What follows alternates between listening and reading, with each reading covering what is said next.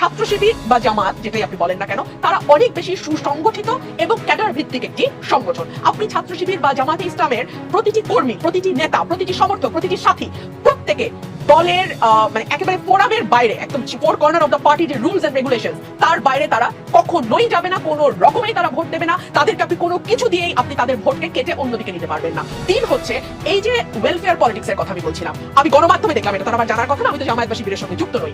তারা বিভিন্ন জায়গায় স্টুডেন্টদেরকে নানানভাবে সহযোগিতা করেছে। ফর এক্সাম্পল ওয়াটার পিউরিফায়ার, প্রতিটি হলে হলে তারা ওয়াটার পিউরিফায়ার দিয়েছে। তারা স্টুডেন্টদের যারা হয়তো ততটা আর্থিকভাবে সক্ষম নয়, তাদেরকে, তাদের ভালো ভালো কোচিং সেন্টার আছে, সেই কোচিং সেন্টারগুলোতে তারা বিনা পয়সায় কিংবা কম পয়সায় তাদেরকে কোচিং করিয়েছে। অর্থাৎ স্টুডেন্টদের সুখে দুঃখে একেবারে আজকে থেকে না, এটা এক বছরের প্রস্তুতি না, কিন্তু এটা জামাতের বহু পুরনো প্রস্তুতি। এখন এটা তাদের গুপ্ত রাজনীতির প্রকাশ্য ফসলও বলতে পারেন আপনি, কিংবা তারা যে দীর্ঘদিন ধরে রাজনীতিটাকে ছাত্রছাত্রীদের সঙ্গে একাত্ম হয়ে করতে পেরেছে, এটা তাদের একটা সফলতাও আপনি বলতে পারেন।